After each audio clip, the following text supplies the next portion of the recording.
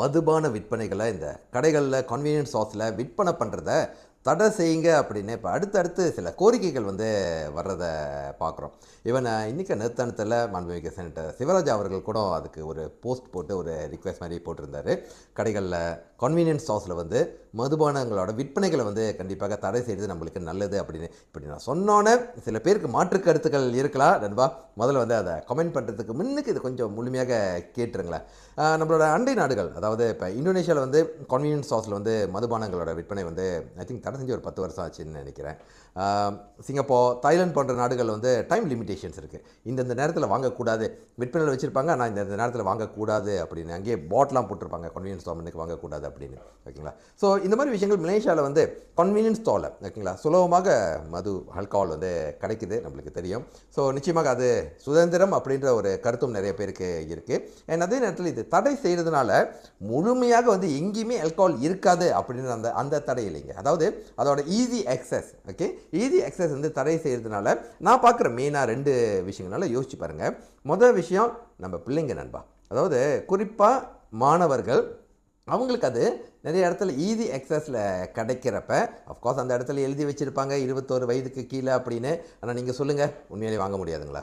So அந்த ஒரு விஷயத்தை அது ஒரு பழக்கமாக இருந்துச்சு அப்படின்னா லெட்ஸ் மேக் இட் டிஃபிகல்ட். அதோட எக்ஸஸை டிஃபிகல்ட் ஆக்கணும் அப்படின்னா நிச்சயமாக அதன் மூலியமாக ஏற்படக்கூடிய பாதிப்புகள் நிறைய இருக்குன்னு எல்லாத்துக்கும் தெரியுமே, அது குறையும் கண்டிப்பாக. ஆமாங்களா? அந்த விஷயம்.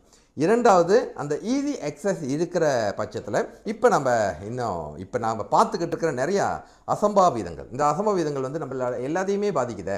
யாரோ ஒரு நபர் பண்ணுற ஒரு விஷயத்தினால எல்லாருமே ஓகேங்களா. நான் மது சாப்பிட்றவங்க இந்த இடத்துல குறை, தப்பு, தவறு அப்படின்னு சொல்லலை. ஆனால் அதை நேரம், காலம் அல்லது என்ன சொல்லுவாங்க, வரம்புக்கு மீறி அது அந்த ஒரு போதையில் செய்கிற விஷயங்கள் ஆமாங்க, அது காலகாலமாக நம்மளுக்கு இருக்கிற ஒரு அடையாளமாகவே இருக்குது. ஸோ இது முழு தடை அப்படின்றத எஸ், அது டூ ஃபார் ஃபெட்ச். ஆனால் கண்டிப்பாக ஒரு ப்ராக்டிக்கலான ஒரு விஷயம், அது கண்ட்ரோல் பண்ணலாம். சில இடங்களில் தான் கிடைக்கக்கூடிய அந்த ரிஸ்ட்ரிக்ஷன் இருந்துச்சு அப்படின்னா பலன் இருக்குது அப்படின்னு இப்போ ஒரு முதல் கட்டமாக நான் இதை பார்க்குறப்ப என்னோட கருத்து நண்பா. அண்ட் நான் சொன்ன மாதிரி தான் மாற்று கருத்துக்கள் நிச்சயமாக இருக்கலாம். பட் நான் இப்போ சொன்ன இந்த 1-2 பாயிண்ட்ஸ் இருக்குது பார்த்தீங்களா, குறிப்பாக பிள்ளைங்க சம்மந்தப்பட்ட பாயிண்ட், அதை எக்ஸஸை லிமிட் பண்ணுறப்ப இதனால் கண்டிப்பாக ஒரு பெரிய மாற்றம், ஒரு சேஞ்ச் ரியாக்ஷன் இருக்கும் அப்படின்றது ஜஸ்ட் ஒரு என்னோட விஷன். ஸோ உங்களோட கருத்துக்கள் எதுவாக இருந்தாலும் கண்டிப்பாக கீழே பகிர்ந்துக்குங்க. அண்ட் ஒரு விஷயம், நம்ம எல்லாருமே தனிநபர்களாக இருந்தாலும் நம்மளோட சமுதாயத்தின் பிரதிநிதிகள், அடையாளங்களாக நம்ம எல்லாருமே இருக்கோம் பார்த்தீங்களா. ஸோ ஒரு பானை சோற்றுக்கு ஒரு சோறு பதம் அப்படின்னு சொல்லுவாங்க. அது நல்லதாக இருந்தாலும் சரி, கெட்டதாக இருந்தாலும் சரி, அது அடையாளமாக ஆக்கப்படும். ஒரு சைட்டு இதெல்லாம் பார்த்துக்கிட்டே என்ன இந்த மாதிரி தவறு, தப்பு அப்படின்னு நினைக்கிறது, அதே நேரத்தில் கொண்டாடக்கூடிய நல்ல விஷயங்களும் பெருமைப்படுத்தக்கூடிய நம்ம பிள்ளைங்களும் நிறைய பேர் இருக்காங்க, நிறைய சாதனைகள் இருக்குது. அதையும் கண்டிப்பாக பார்த்து கொண்டாடுவோம். நெகட்டிவிட்டிலே உட்காந்துருக்க வேண்டாம், பாசிட்டிவான விஷயங்கள் அதிகமாக கண்டிப்பாக பேசுவோம். மாற்றங்கள் ஏற்படுது, நிச்சயமான சத்தியமான ஒரு மாற்றம், அதை நோக்கி நம்ம சமுதாயம் கண்டிப்பாக போகும் நண்பா.